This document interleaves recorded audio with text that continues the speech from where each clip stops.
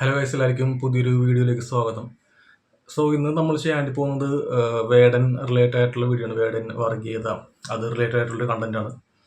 അപ്പോൾ ഈ വേടൻ്റെ ഈ പാട്ടുകൾ അടുത്തതായിട്ട് നല്ലപോലെ വൈറലാവുന്നുണ്ട്. വേടൻ കൂടുതൽ ആളുകളിലേക്ക് ശ്രദ്ധയപ്പെടുന്നുണ്ട്. അപ്പോൾ വേടനെ അനുകൂലിച്ചും എതിർത്തും പല വിവാദങ്ങളും പല കാര്യങ്ങളും നമ്മൾ സോഷ്യൽ മീഡിയയിലൂടെ കാണുന്നുണ്ട്. അപ്പോൾ ഇതിൽ ചില ഗ്രൂപ്പ് ഓഫ് ആൾക്കാർ അവർ പറയുന്നത് വേടൻ പറയുന്ന ഈ വർഗീയത അതൊന്നും ഇപ്പോഴത്തെ സമൂഹത്തിലില്ല, അതൊക്കെ പണ്ടുണ്ടായിരുന്നു. ഇപ്പോൾ വേടൻ ഈ ഒരു വർഗീയത പറഞ്ഞ് വിവാദം ഉണ്ടാക്കാനായിട്ടാണ് ശ്രമിക്കുന്നത് എന്നുള്ള രീതിയിലേക്കാണ് ഇപ്പോൾ സോഷ്യൽ മീഡിയയിൽ കുറച്ച് വീഡിയോസ് വന്നുകൊണ്ടിരിക്കുന്നത്. അപ്പോൾ ഞാനിന്ന് നിങ്ങളോടൊപ്പം ഷെയർ ചെയ്യാൻ ഉദ്ദേശിക്കുന്നത് ഇന്നത്തെ സമൂഹത്തിൽ വേടൻ പാട്ടിലൂടെ പറയുന്ന പോലത്തെ അല്ലെങ്കിൽ അതിന് സമാനമായിട്ടുള്ള വർഗീയത ഉണ്ടോ ഇല്ലയോ എന്നുള്ളതാണ്. ഇനിയിപ്പോൾ ഗോവിന്ദച്ചാമിക്ക് എന്തെങ്കിലും കലാരൂപം അറിയാമെങ്കിൽ ഗോവിന്ദച്ചാമിയും വന്നോട്ടെ. അപ്പോൾ കഴിഞ്ഞ ദിവസം മറ്റേ ചൈൽഡ് അബ്യൂസ്മെൻറ്റിന് പിടിച്ച വ്യക്തിക്ക് കല അറിയാമോ? എനിക്കറിയാൻ വയ്യ. കല അറിയാമെങ്കിൽ അദ്ദേഹവും വരട്ടെ. പക്ഷെ സർക്കാരിൻ്റെ അതിഥിയായിട്ട് വരരുത്. സർക്കാർ സംവിധാനങ്ങളിൽ ഇത്തരം ഒരാൾ ഞാൻ തെറ്റ് ചെയ്തിട്ടുണ്ടെങ്കിൽ ഞാനും എത്തരുത്. സംശയമില്ല ആ കാര്യത്തിൽ. അതിന് ചില കാര്യങ്ങൾക്ക് ചില ശുദ്ധിയുണ്ട്, ചില സ്റ്റേജുകൾക്ക് ചില ശുദ്ധിയുണ്ട്. ആ ശുദ്ധി നിലനിർത്തി തന്നെ വ്യക്തമായ സന്ദേശങ്ങൾ കൊടുക്കണം സർക്കാർ.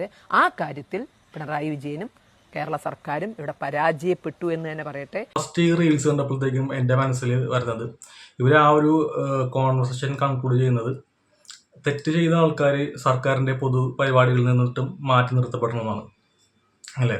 അപ്പോൾ ഇത് പറയുമ്പോഴത്തേക്കും നമ്മൾ വർഗീയതയ്ക്ക് പല പല വശങ്ങളുണ്ട്. എൻ്റെ ഒരു വശം ഞാൻ പറയുകയാണെന്നുണ്ടെങ്കിൽ വർഗീയത എന്ന് പറഞ്ഞിട്ടുണ്ടെങ്കിൽ വ്യക്തി സ്വാതന്ത്ര്യം ഇല്ലായ്മ എന്നാണ്. മനസ്സിലായി. പണ്ട് കാലങ്ങളിൽ ജന്മിമാരായിട്ടുള്ള ആൾക്കാർക്ക് അല്ലെങ്കിൽ സവർണരായിട്ടുള്ള ആൾക്കാർക്ക് മാത്രം കിട്ടുന്ന കുറേ പ്രിവിലേജസ്, അതും ഈ ഒരു താഴെ കടയിൽ കിടക്കുന്ന സമൂഹത്തിനെ ചൂഷണം ചെയ്തിട്ട് കിട്ടുന്ന കുറേ പ്രിവിലേജസ്.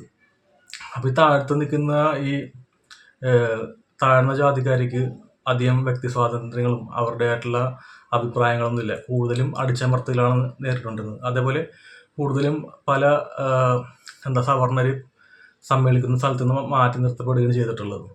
അപ്പോൾ ഇവിടെ ശശികല പറയുന്നത്, ഞാൻ ടീച്ചേഴ്സൊന്നും വിളിക്കുന്നില്ല കാരണം ഇവരുടെ വാക്കുകൾ ഒരു ടീച്ചറിന് ചേർന്ന വാക്കുകളല്ല. അപ്പോൾ ഇവിടെ ശശികല പറയുന്നത് ഗോവിന്ദച്ചാമിയും അതേപോലെ തന്നെ പോക്സോ കേസിൽ അക്യൂസ്ഡ് ആയിട്ടുള്ള പ്രതിയായിട്ടുള്ള നമ്മളുടെ മുകേഷ് എം നായർ, അപ്പോൾ അവരെയൊക്കെ പൊതുപരിപാടിയിലേക്ക് കൊണ്ടുവരാണ്ടി പാടില്ല.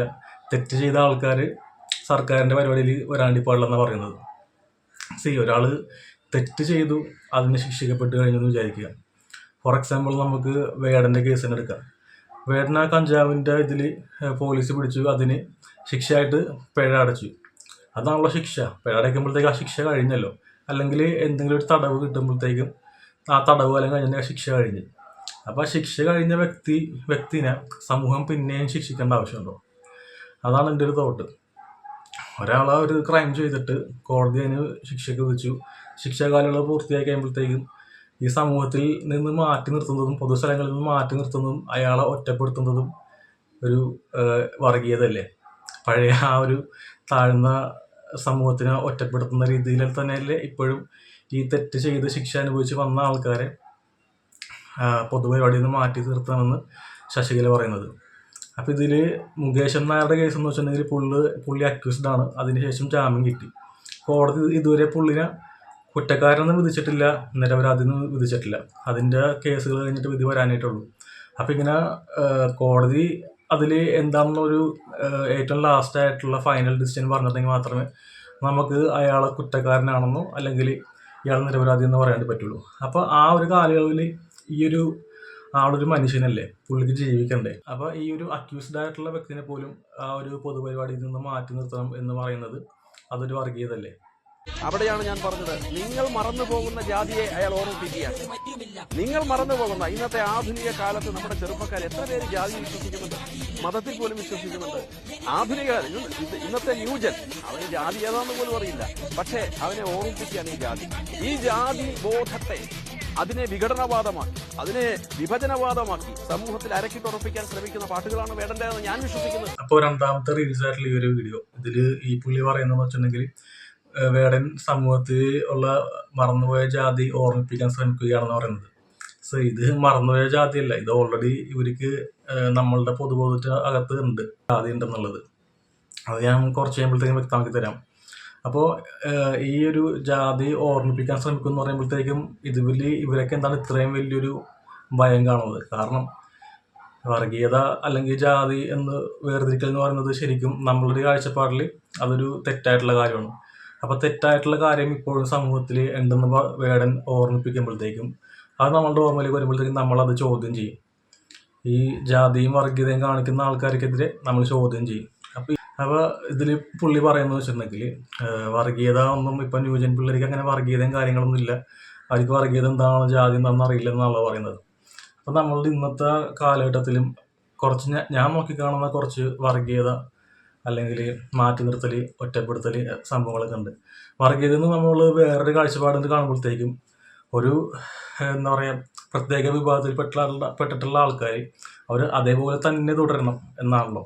അത് അവരുടെ ജാതിയായിട്ട് ബന്ധപ്പെട്ടിട്ടല്ല, ജോലിയോ അല്ലെങ്കിൽ അവർ ഇരിക്കുന്ന സ്ഥാനങ്ങളോ എന്ത് ബന്ധപ്പെട്ടിട്ടാണെന്നുണ്ടെങ്കിലും ആ ഒരു പൊതുബോധത്തിൻ്റെ കാഴ്ചപ്പാട് ഇന്ന ആള് ഇന്ന ജോലി മാത്രം ചെയ്യാനുള്ളതാണ്. അങ്ങനത്തെ കുറച്ച് കാര്യങ്ങൾ നമ്മുടെ സമൂഹത്തിൽ ഇപ്പോഴും നടക്കുന്നുണ്ട്. എല്ലായിടത്തും അല്ല, പല നമ്മുടെ സമൂഹങ്ങളിലെ പല ഗ്രൂപ്പ് ഓഫ് ആൾക്കാരുടെയും നടക്കുന്നുണ്ട്. അപ്പോൾ അങ്ങനെ കുറച്ച് കാര്യങ്ങൾ ഞാൻ ഒന്ന് നോട്ട് ചെയ്ത് വെച്ചിട്ടുണ്ട്. അപ്പോൾ അത് നമുക്ക് എന്തൊക്കെയാണെന്ന് നോക്കാം. അപ്പോൾ അതിൽ ആദ്യമായിട്ട് ഞാനൊരു കാര്യം നോട്ട് ചെയ്തത് ഹസ്ബൻഡ് ആൻഡ് വൈഫ് റിലേഷൻ. അപ്പോൾ ഹസ്ബൻഡ് ആൻഡ് വൈഫ് റിലേഷൻ പറയുമ്പോഴത്തേക്കും അതിൽ എല്ലാ റിലേഷൻസും അല്ല, കുറച്ച് റിലേഷൻസ് എങ്കിലും ഈ ഒരു ജാതി വർഗീയത അനുഭവിക്കുന്നില്ലേ. ഏത് തരത്തിലാണെന്നുള്ളത് ഇപ്പോൾ ഫോർ എക്സാമ്പിൾ വൈഫ് മാത്രം അടുക്കളപ്പണികൾ ചെയ്യുന്നു, തുണി അലക്കുന്നു, അതേപോലെ തന്നെ കുട്ടിയെ നോക്കുന്നു, അങ്ങനെ വീട്ടു ജോലികൾ മൊത്തം ഭാര്യമാരെ മാത്രമേ ചെയ്യുന്നു. ഹസ്ബൻഡ് ജോലിക്ക് പോകുന്നു, പൈസ കൊണ്ടേ കൊടുക്കുന്നു, ബാക്കിയുള്ള സമയങ്ങളിൽ ഫോണിൽ എന്തെങ്കിലും റീൽസ് കണ്ട് കിടക്കുന്നു, അതല്ലെങ്കിൽ ഫ്രണ്ട്സായിട്ട് പുറത്ത് പോകാൻ അടിച്ചു വിളിക്കുന്നു. വൈഫ് എപ്പോഴും വീട്ടിൽ കിടന്നിട്ട് വീട്ടിലുള്ള പണികൾ, ഫുഡ് വെക്കൽ, കുക്ക് ചെയ്യൽ കാര്യങ്ങൾ, അങ്ങനെ കുറേ കുടുംബങ്ങളില്ലേ. അത് ഇപ്പോൾ കാണുന്ന ആൾക്കാർക്ക് ഉണ്ടാവുമല്ലോ. കുറേ സ്ഥലത്തൊക്കെ മെച്ചപ്പെട്ട് വന്നിട്ടുണ്ട്. ഈക്വലി അവരുടെ റെസ്പോൺസിബിലിറ്റി ഈക്വലായിട്ട് ഷെയർ ചെയ്തിട്ട് രണ്ടുപേരും കൂടി സഹകരിച്ച് എല്ലാ ജോലികളും ചെയ്യുന്നുണ്ട്. അപ്പോൾ ഇങ്ങനത്തെ കാര്യങ്ങൾ ഇപ്പോഴും നമ്മളുടെ സമൂഹത്തിലില്ലേ. വൈഫ് ഇതൊക്കെ പെണ്ണുങ്ങളുടെ പണിയാണ്, അടുക്കളയിൽ കുക്ക് ചെയ്യുന്ന പെണ്ണുങ്ങളുടെ പണിയാണ്, പാത്രം കഴുകുന്ന പെണ്ണുങ്ങളുടെ പണിയാണ്, ഇതൊക്കെ ചെയ്യാനായിട്ട് മടിക്കുന്ന ആണുങ്ങൾ ഇപ്പോഴും ഇല്ലേ. ഇപ്പോൾ ഇതിൻ്റെ പേരിൽ ഒരു ആണ് സ്വന്തം ഭക്ഷണം കഴിച്ച പാത്രം കഴുകി വെച്ചാൽ പോലും സ്വന്തം അമ്മ വന്നിട്ട് ഈ മരുമോളെ വഴക്ക് പറയുന്ന സാഹചര്യങ്ങൾ ഉണ്ടായിട്ടില്ലേ പല കുടുംബങ്ങളിലും അല്ലേ. അപ്പോൾ ആണുങ്ങൾ എപ്പോഴും എന്താണ് ഇങ്ങനെ തലയും പൊക്കി പിടിച്ച് നെഞ്ചും പിടിച്ച് നടക്കാനുള്ള ഒരിതാണ്. അവരിതേപോലെ ഈ അടുക്കള പണികളൊന്നും ചെയ്തുകൂടാ, അല്ലെങ്കിൽ ഡ്രസ്സാക്കി കൂടാ, അതൊക്കെ സ്ത്രീകൾ ചെയ്യേണ്ട പണികളാണ്, അതൊക്കെ മോശം പണികളാണ് എന്നുള്ള രീതിയിലൊക്കെ ഇല്ലേ. അതേപോലെ തന്നെ മിക്ക വീടുകളിലും ശ്രദ്ധിച്ചറിയാൻ പറ്റും ഈ അടുക്കളയുടെ സ്ഥാനം എപ്പോഴും പുറകിലാണ് അല്ലേ. അത് സ്ത്രീകൾക്ക് പെരുമാറാനായിട്ടായതുകൊണ്ടിട്ടാണ് അവരെ പണ്ട് മുതലേ പല കാര്യങ്ങളിലും അടിച്ചമർത്തുന്നതും, അല്ലെങ്കിൽ വീട്ടിൽ ഏതെങ്കിലും കുറച്ച് ബന്ധുക്കൾ വരുമ്പോഴത്തേക്കും പറയുന്നത് കേൾക്കാം, നീ ഞങ്ങളുടെ വീടിൻ്റെ അകത്തേക്ക് കയറിപ്പോ അല്ലെങ്കിൽ അടുക്കളയിൽ കയറിപ്പോ എന്നുള്ള രീതിയിലൊക്കെ പറയുന്നത് കാണാം. അപ്പോൾ പണ്ട് മുതലേ ഈ ഒരു അടിച്ചമർത്തലുണ്ട്. അപ്പോൾ അതുകൊണ്ടാണ് ഇപ്പോഴും പല വീടുകളിലും ഈ അടുക്കള എപ്പോഴും വീടിൻ്റെ ബാക്ക് സൈഡിലായിരിക്കും, ഏറ്റവും ബാക്ക് എൻഡിലായിരിക്കും, അധികം ശ്രദ്ധിക്കപ്പെടാത്തൊരു സ്ഥലത്തായിരിക്കും. മനസ്സിലായിട്ട് പല വീടുകളും മാറി വന്നിട്ടുണ്ട്. ഞാൻ എല്ലാവരെയും അങ്ങനെ ജനറലൈസ് ചെയ്ത് പറയുന്നതല്ല, മാറ്റങ്ങളുണ്ട്. എന്നാലും ഈ ഒരു സംഭവം ഉണ്ടല്ലോ, ഈ ഒരു സ്ത്രീയുടെ പണിയാണ് ഇന്ന കാര്യങ്ങൾ എന്നുള്ളത്, അല്ലെങ്കിൽ ഭാര്യയുടെ പണിയാണ് ഇന്ന കാര്യങ്ങൾ എന്നുള്ളത്. ഭർത്താവ് എപ്പോഴും ഇങ്ങനെ രാജാവിനെ പോലെ എന്താണ് കുടുംബം നയിക്കുക എന്നൊക്കെ പറഞ്ഞ ആ ഒരു ബുദ്ധിയില്ലായ്മ, അതൊക്കെ ഇപ്പോഴും നമുക്ക് നോക്കിക്കാണാവുന്ന കാര്യങ്ങളാണ്. തന്നെ റിലേറ്റീവ്സ് വല്ലതും വരുമ്പോഴത്തേക്കും ഹസ്ബൻഡും വൈഫും ഈ റിലേറ്റീവ്സും തമ്മിൽ നിന്ന് സംസാരിക്കുമ്പോഴത്തേക്കും വൈഫ് എന്തെങ്കിലും ഒരു ഡിസിഷൻ പറയണമെങ്കിൽ പറയും, നീ മിണ്ടരുത്, നീ അടുക്കളയിൽ പോയിട്ട് നീ ചായ എടുക്കാൻ നോക്കുക, അല്ലെങ്കിൽ നീ നിൻ്റെ കാര്യം നോക്കുക, ഇവിടെ ഞങ്ങൾ ആണുങ്ങളുണ്ട് സംസാരിക്കാൻ എന്നുള്ള കാര്യങ്ങൾ വന്നിട്ടില്ല.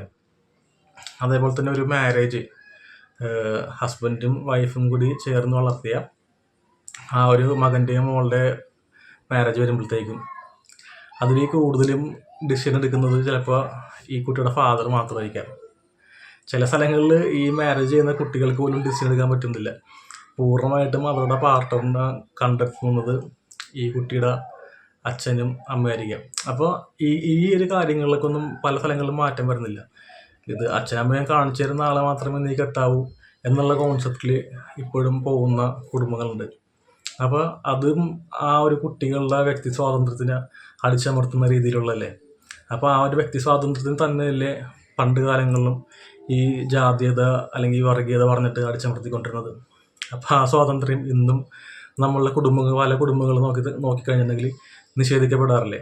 എപ്പോഴും ഒരു കുടുംബത്തിൽ ഒരാളുടെ മാത്രം ഒരു എന്താ പറയുക ഡിസിഷനായിരിക്കും എടുത്തുകൊണ്ടിരിക്കുക.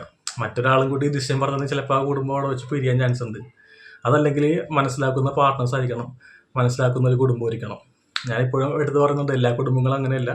ചില കുടുംബം ഇതേപോലെ ഞാൻ ഇപ്പോഴത്തെ ഒരു മോഡേൺ സൊസൈറ്റിയിലുള്ള വർഗീയത ഇതേ രീതിയിലാണെന്നാണ് ഞാൻ പറയുന്നത്. നോക്കി കാണുന്നൊരു ഗ്രൂപ്പാണ് ഞാൻ സ്കൂൾസ് എന്ന് പറയുന്നത്. സ്കൂൾസിൽ വർഗീയത ഞാൻ പറയുന്നത് വെച്ചിട്ടുണ്ടെങ്കിൽ ഇപ്പോൾ ബോയ്സിന് വേണ്ടിയിട്ട് മാത്രമുള്ള സ്കൂൾസ് അല്ലെങ്കിൽ ഗേൾസിന് വേണ്ടി മാത്രമുള്ള സ്കൂൾസ് അതിപ്പോഴും നമ്മളുടെ ഈ ഒരു കേരളത്തിലല്ലേ. എന്തിനാണ് അങ്ങനെ ബോയ്സിന് വേണ്ടി മാത്രം ഗേൾസിന് വേണ്ടി മാത്രമുള്ള സ്കൂൾസ്? അവർ നാളൊരു കോളേജ് കഴിഞ്ഞിട്ട് ജോലിക്ക് കയറുമ്പോഴത്തേക്കും ആണുങ്ങൾക്ക് വേണ്ടി മാത്രം ഏതെങ്കിലും കമ്പനി ഉണ്ടോ, അല്ലെങ്കിൽ പെണ്ണുങ്ങൾക്ക് വേണ്ടി മാത്രം ഏതെങ്കിലും ഒരു കമ്പനിയോ എന്തെങ്കിലും ഒരു ജോലി ഉണ്ടോ? എല്ലായിടത്തും ആണും പെണ്ണും ഒരുമിച്ചാണ് പല സ്ഥാപനങ്ങളിലും ജോലി ചെയ്യുന്നതില്ലേ. അപ്പോൾ ഈ എന്താ പറയുക കോളേജസ് വരെ എനിക്ക് ഉണ്ടെന്ന് തോന്നുന്നു, ഗേൾസ് കോളേജ് വരെ ഉണ്ടെന്നാണ് എനിക്ക് തോന്നുന്നത്. എന്തായാലും എനിക്കറിയത്തില്ല. ഇത്രയും ഒരു 10-12 വർഷ കാലയളവിൽ ഇവർ സെപ്പറേറ്റ് സ്കൂൾസിൽ പഠിച്ചതിന് ശേഷം പെട്ടെന്ന് കോളേജിലേക്ക് വരുന്ന സമയത്ത് 2 വിഭാഗങ്ങളും ഒരുമിച്ച് കൂടുമ്പോഴത്തേക്കും അവിടെ പല പ്രശ്നങ്ങളും, പല ആണുങ്ങൾക്കും പെണ്ണുങ്ങളോട് എങ്ങനെ സംസാരിക്കണം എന്നുള്ളത് അറിയാണ്ട് ഇപ്പോൾ സെയിം ഇതേപോലെ തന്നെ ഗേൾസ് സ്കൂളിൽ മാത്രം പഠിച്ച പെൺകുട്ടികൾക്ക് ആണുങ്ങളോട് എങ്ങനെ സംസാരിക്കണം എന്ന് അറിയാണ്ട് ഇപ്പോൾ രണ്ടുപേരും അങ്ങോട്ടും ഇങ്ങോട്ടും എന്തോ ഒരു സ്പെഷ്യൽ ജീവികളായിട്ടാണ് കാണുന്നത്. മനസ്സിലായി? അങ്ങോട്ട് പോയി സംസാരിക്കുന്നത് തെറ്റാണോ, അങ്ങനത്തെ പല കാര്യങ്ങളുണ്ട്. അപ്പോൾ അങ്ങനെ സ്കൂളുകളിൽ സെപ്പറേറ്റ് ആയിട്ട് ആണെന്ന് പറയുന്നത് ആണും പെണ്ണെന്ന് പറയുന്നത് രണ്ടുപേരും തമ്മിൽ ഒരിക്കലും പെൺകുട്ടികൾ ആൺകുട്ടികൾ സംസാരിക്കാൻ പാടില്ല. 2 വിഭാഗം എപ്പോഴും സെപ്പറേറ്റ് ആയിട്ട് നിൽക്കണം. നിങ്ങൾ സംസാരിച്ചു കഴിഞ്ഞാൽ പ്രശ്നമാണ്. ഇനിയിപ്പോൾ ഈ ഒരു ആണുങ്ങളുടെയും ബോയ്സിൻ്റെയും ഗേൾസിൻ്റെയും സ്കൂൾ മാറ്റി വെച്ചിട്ട് മിക്സഡ് ആയിട്ടുള്ള സ്കൂൾസ് തന്നെ എടുത്ത് നോക്കുന്നു. അവിടെ ഇൻ്റർവെൽ ടൈമിൽ അവിടെ പല സ്കൂളിലും ടീച്ചേഴ്സിന് കോറിഡോർ ഡ്യൂട്ടി എന്തിനാണെന്നറിയോ? ഈ ആൺകുട്ടികളും പെൺകുട്ടികളും സംസാരിക്കണമെന്ന് അറിയാണ്ട് സംസാരിച്ചപ്പോൾ തലപോണ പ്രശ്നമാണ്. അതേപോലെ തന്നെ ഗേൾസിനെയും ബോയ്സിനെയും ഒരുമിച്ചല്ല ഇരുത്തുന്നത്. മനസ്സിലായി? ബോയ്സ് ഒരു സൈഡിലായിരിക്കും, ഗേൾസ് ഒരു സൈഡിലായിരിക്കും. അങ്ങനെ ഇരുത്തേണ്ട ആവശ്യമുണ്ടോ? നമ്മൾ ജോലി സ്ഥലത്ത് വരുമ്പോഴത്തേക്കും നമ്മളുടെ IT കമ്പനീസിലേക്ക് വരുന്നുണ്ടെങ്കിൽ, ഞാൻ IT കമ്പനിയാണ് വർക്ക് ചെയ്യുന്നത്, IT കമ്പനീസിലേക്ക് വരുന്നുണ്ടെങ്കിൽ നമ്മൾ തൊട്ടടുത്ത് തന്നെ വേറൊരു ലേഡി ആയിട്ടുള്ളൊരു അസോസിയേറ്റ് ഉണ്ടാവും. അപ്പോൾ ഒരുമിച്ചാണ് നമ്മൾ വർക്ക് ചെയ്യുന്നത്. അപ്പോൾ അത് സ്കൂളിൽ നിന്ന് തന്നെ പഠിപ്പിച്ച് വരുത്തേണ്ടതല്ലേ. അതായത് നമ്മൾ ഒരുമിച്ച് എന്നിട്ടാണ് പല കാര്യങ്ങളും സമൂഹത്തിൽ ചെയ്യുന്നത്. അപ്പോൾ അതിൽ ആണും പെണ്ണും സെപ്പറേറ്റ് ആയിട്ടൊരു സ്റ്റിഗ്മ ക്രിയേറ്റ് ചെയ്തിട്ട് രണ്ടുപേരെയും 2 എൻഡിലേക്ക് കൊണ്ടിട്ട് ഇരുത്തേണ്ട ആവശ്യമുണ്ടോ? അപ്പോൾ സ്കൂളിലും ഈ പറഞ്ഞ പോലെ തന്നെ വർഗീയതല്ലേ. ഇനി കുട്ടികളുടെ കാര്യം വിടും. പല സ്കൂളുകളിലും നമ്മൾ സ്കൂളിൽ വരുന്ന അധ്യാപകരെ നോക്കിക്കഴിഞ്ഞിട്ടുണ്ടെങ്കിൽ ഒരു മെയിൽ സ്റ്റാഫ് റൂം കാണും, ഒരു ഫീമെയിൽ സ്റ്റാഫ് റൂം കാണും. ഞാൻ പഠിച്ച സ്കൂളുണ്ടായിട്ടുണ്ട്, മെയിൽ സ്റ്റാഫ് റൂം ഉണ്ടായിട്ടുണ്ട്, ഫീമെയിൽ സ്റ്റാഫ് റൂം ഉണ്ടായിട്ടുണ്ട്. അതിൽ പോലും സെപ്പറേറ്റ് ചെയ്ത് ഇരുത്തേക്കുന്നത് അവരെങ്കിലും 18 വയസ്സ് കഴിഞ്ഞിട്ടുള്ള പൗരന്മാരിൽ ടീച്ചേഴ്സ് എന്ന് പറയുമ്പോഴത്തേക്കും ഏതെങ്കിലും ഒരു ഗ്രാജുവേഷൻ കഴിഞ്ഞ് ചിലപ്പോൾ BEd കഴിഞ്ഞ് മാസ്റ്റേഴ്സൊക്കെ കഴിഞ്ഞിട്ടൊക്കെ ആയിരിക്കും വരുന്നത്, PhD ഒക്കെ എടുത്തിട്ടിരിക്കും വരുന്നത്. അത്രയും വിവരം അവർക്ക് ഉണ്ടാകും. എന്നിട്ട് അവരെ പോലും ഒരുമിപ്പിക്കാതെ ഒരുമിപ്പിക്കുമെന്ന് ഞാൻ പറഞ്ഞതെന്ന് വെച്ചിട്ടുണ്ടെങ്കിൽ അവർ ഒരു സ്ഥാപനത്തിൽ വർക്ക് ചെയ്യുന്നില്ല. അപ്പോൾ അവർ ഒരുമിച്ച് ഒരൊറ്റ സ്റ്റാഫ് റൂം പോരാ അവർക്ക്. അപ്പോൾ അതിന് പോലും സെപ്പറേറ്റ് ആയിട്ട് മെയിൽ സ്റ്റാഫിന് അല്ലെങ്കിൽ മെയിലായിട്ടുള്ള ടീച്ചേഴ്സിന് ഒരു സ്റ്റാഫ് റൂം ഉണ്ടാകും, ഫീമെയിൽ ആയിട്ടുള്ള ടീച്ചേഴ്സിന് ഒരു സ്റ്റാഫ് റൂം ഉണ്ടാകും. അപ്പോൾ അതും ഒരു വർഗീയത തന്നെയല്ലേ ഇപ്പോഴും നമ്മുടെ സമൂഹത്തിലില്ലേ. പിന്നെ എന്തുകൊണ്ടാണ് നിങ്ങൾ ഇപ്പോഴും വർഗീയത ഇല്ലെന്ന് പറയുന്നത്? ഒരു മേഖലയാണ് നമ്മളുടെ എംപ്ലോയീസ് ഉള്ള സ്ഥലങ്ങൾ. അവിടെ ക്ലീനിങ് സ്റ്റാഫ് ഉണ്ടാകും. അപ്പോൾ ഈ ക്ലീനിങ് സ്റ്റാഫ് എപ്പോഴും ഈ ബാക്കിയുള്ള സ്റ്റാഫിൽ നിന്നിട്ട് എപ്പോഴും അവർക്കൊരു സെപ്പറേറ്റ് റൂം ഉണ്ടാകും, അവർക്ക് ഭക്ഷണം കഴിക്കാൻ സെപ്പറേറ്റ് റൂം ഉണ്ടാകും.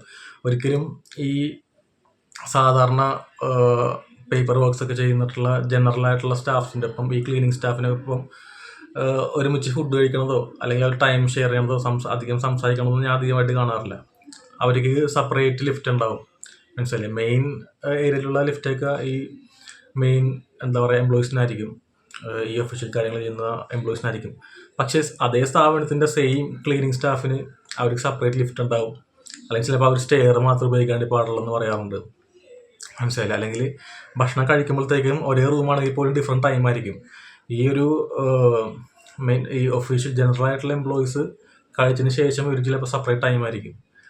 അങ്ങനെയൊക്കെ ഇല്ല. അല്ലെങ്കിൽ എന്തെങ്കിലും ആ ഒരു കമ്പനി ട്രിപ്പ് പോകുമ്പോഴത്തേക്കും ഈ ആൾക്കാരൊന്നും പരിഗണിക്കാറില്ല.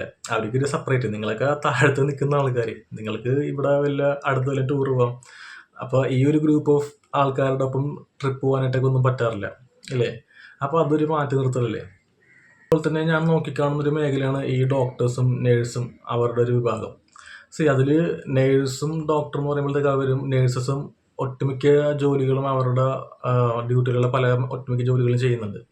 പക്ഷെ എന്തുകൊണ്ടാണ് ഇവരുടെ രണ്ടുപേരുടെയും സാലറി ഇത്രയും ഭയങ്കര ഒരു ഗ്യാപ്പ്? കുറേ നേഴ്സസ് ഇവിടുത്തെ കേരളം വിട്ടിട്ട് പുറത്ത് പോയിട്ടാണ് ജോലി ചെയ്യുന്നത്. പുറത്ത് അത്യാവശ്യം നല്ല സാലറി ഉണ്ട്. പക്ഷെ ഇവിടെ ഭയങ്കര ഒരു 25,000 30,000 അത്രയൊക്കെ ഉള്ളു. ചിലപ്പോൾ അത്രയും പോലും പല സ്ഥലങ്ങളിൽ കൊടുക്കാറില്ല. അപ്പോൾ അതും സെയിം ജോലി ചെയ്യുന്ന സമയത്ത് ഇത്രയും ഒരു സാലറിയിൽ അവർക്ക് കിട്ടുന്ന സാലറിയിൽ ഗ്യാപ്പ് വരുത്തേണ്ട കാര്യമുണ്ടോ? പിന്നെ നമ്മളുടെ പ്രൈവറ്റ് സ്ഥാപനങ്ങളിൽ ഏതെങ്കിലും ഹോസ്പിറ്റൽസിലോ സ്കൂൾസിലോ ഒക്കെ പോകുമ്പോഴത്തേക്കും, മെയിൻലി പ്രൈവറ്റ് സ്ഥാപനങ്ങളിൽ അവിടെ റിസപ്ഷനിൽ ഇരിക്കുന്ന സ്റ്റാഫുകൾ അത്യാവശ്യം വൈറ്റ് സ്കിൻ ആയിട്ടുള്ള സ്റ്റാഫിനെയാണ് ഭൂരിഭാഗം കമ്പനീസിൽ ഞാൻ കണ്ടിട്ടുള്ളത് റിസപ്ഷനിൽ. അതേപോലെ തന്നെ ഡിഫറെൻ്റ്ലി ഏബിൾഡ് ആയിട്ടുള്ള ആൾക്കാർ മിക്ക പ്രൈവറ്റ് കമ്പനീസിലും ഞാൻ റിസപ്ഷൻ ഏരിയ ഹാൻഡിൽ ചെയ്യണത് കണ്ടിട്ടില്ല. അവരൊക്കെ അവിടെ മാറ്റി നിർത്തപ്പെടുകയാണ്. മനസ്സിലായില്ല. അപ്പോൾ ഈ ഒരു ജനാധിപത്യ രാജ്യത്ത് നമ്മൾ എല്ലാ ആൾക്കാരെയും, എല്ലാ ഡൈവേഴ്സ് ആയിട്ടുള്ള ആൾക്കാരെയും ഉൾപ്പെടുത്തിക്കൊണ്ട് വേണ്ടേ പല കാര്യങ്ങളും നമ്മൾ സ്ഥാപനങ്ങളാണെങ്കിലും ബിസിനസ് ആണെങ്കിലും മുന്നോട്ട് കൊണ്ടുപോകാൻ. അങ്ങനെ ആരും ചെയ്യുന്നില്ലെന്നല്ല ഞാൻ പറഞ്ഞത്. കൂടുതൽ ഈ ഞാൻ പറയുന്ന ടൈപ്പ് ഓഫ് ആൾക്കാരെ കാണുന്നില്ല. ഈ ഡിഫറെൻ്റ്ലി ഏബിൾഡ് ആയിട്ടും അല്ലെങ്കിൽ കുറച്ച് ഡാർക്ക് സ്കിൻ ടോണുള്ള ആൾക്കാരൊക്കെ ഒന്നും ഞാൻ ഈ ഒരു മേഖലയിൽ കൂടുതലായിട്ട് ഞാൻ കാണുന്നില്ല. മിക്ക സ്ഥലങ്ങളിൽ പോകുമ്പോഴത്തേക്കും അവർ പ്രിഫർ ചെയ്യുന്നത് കൂടുതലും ഇങ്ങനെ കസ്റ്റമേഴ്സിനായിട്ട് ഡയറക്റ്റ് ഇൻട്രാക്ട് ചെയ്യുന്ന ആൾക്കാർ പ്രിഫർ ചെയ്യുന്നത് കുറച്ച് വൈറ്റ് സ്കിൻ ആയിട്ടുള്ള സ്റ്റാഫിനെ പ്രിഫർ ചെയ്യുന്നത്. അപ്പോൾ അതും ഒരു വേർതിരിവല്ലേ? അതും ഇപ്പോഴത്തെ കാലത്തിലുള്ള ഒരു വർഗീയതല്ലേ? അതെനിക്ക് പറയാനുള്ളത് വെച്ചാൽ നമ്മൾ ഇവിടെ നിന്ന് എലക്ട് ചെയ്ത് വിട്ട റെപ്രസെൻറ്റേറ്റീവ്സ് അല്ലേ? ഇപ്പം നമ്മളവരെ മന്ത്രിമാരും MLA ആയിട്ടൊക്കെയാണ് കാണുന്നത്. പക്ഷെ ഞാൻ അവരെ റെപ്രസെൻറ്റേറ്റീവ്സിനെ വിളിക്കാനായിട്ടാണ് ഉദ്ദേശിക്കുന്നത്. കാരണം നമ്മളുടെ ഇവിടുത്തെ ഒരു ഭരണഘടന for the people, of the people, by the people എന്ന് പറയുമ്പോഴത്തേക്കും ഇത് ജനങ്ങൾക്ക് വേണ്ടിയിട്ടുള്ളതാണ്, ജനങ്ങളുടെ ഉന്നമനത്തിന് വേണ്ടിയിട്ടുള്ളതാണ്.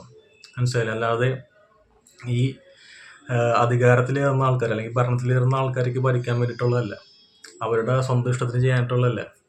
നിങ്ങൾ എന്തെങ്കിലും കാര്യത്തിന് ഒരു മന്ത്രിയെയോ അല്ലെങ്കിൽ ഏതെങ്കിലും MLAനെയോ കൗൺസിലറിനെ കാണാൻ പോകുമ്പോഴത്തേക്കും എത്ര പ്രാവശ്യം കയറി ഇറങ്ങണം അല്ലേ? അത് പഴയ രാജഭരണത്തിൽ എന്താ പറയുക, കുറച്ചും കൂടി ഉന്നത കുലജാതം ആയിട്ടുള്ള ആൾക്കാർക്കൊക്കെ ഈ രാജാക്കന്മാരെയും മന്ത്രിമാരെയൊക്കെ പെട്ടെന്ന് കാണാൻ പറ്റും.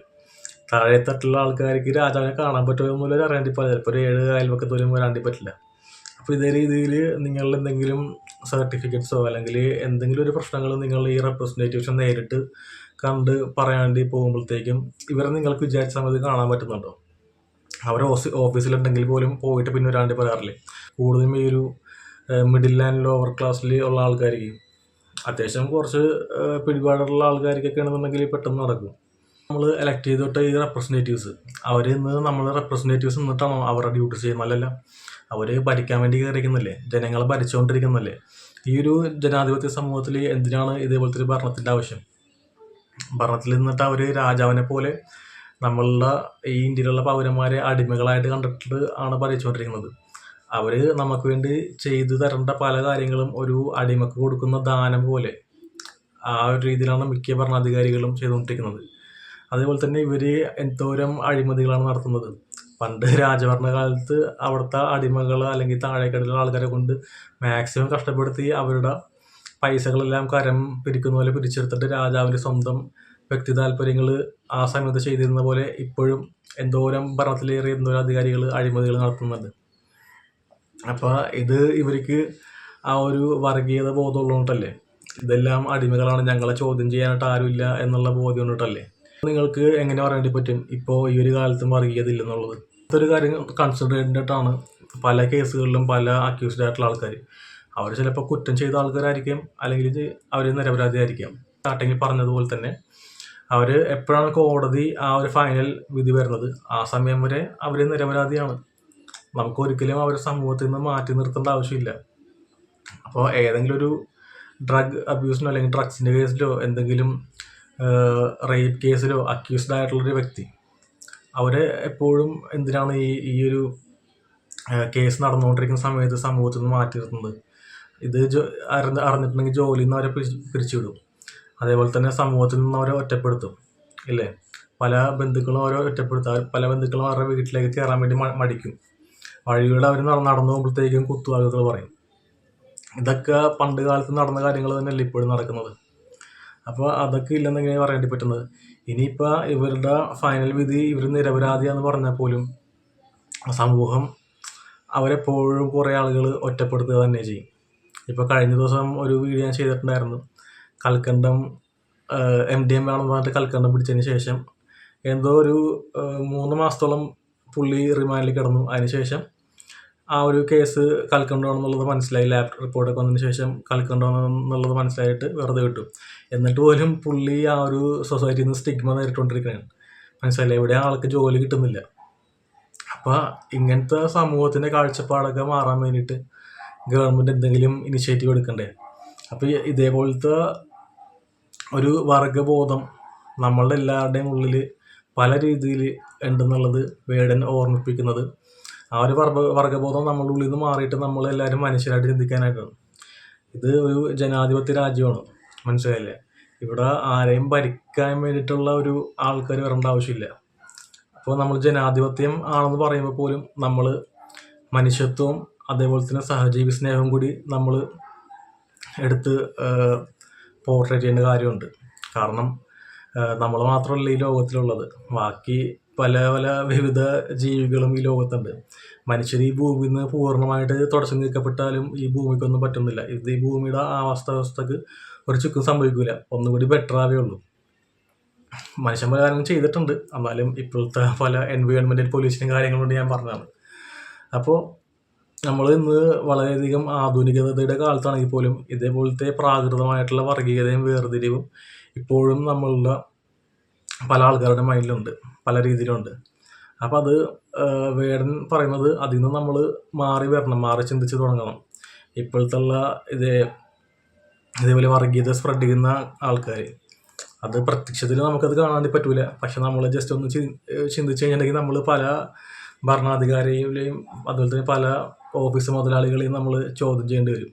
അപ്പം ഇങ്ങനെ ചോദ്യം ചെയ്യപ്പെടാണ്ടിരിക്കാൻ വേണ്ടിയിട്ടാണ് ഇപ്പോൾ ഈ കണ്ടപുള്ളി പറയുന്നത് വർഗീയത വേടൻ ഓർമ്മപ്പെടുത്തുകയാണെന്നുള്ളത്.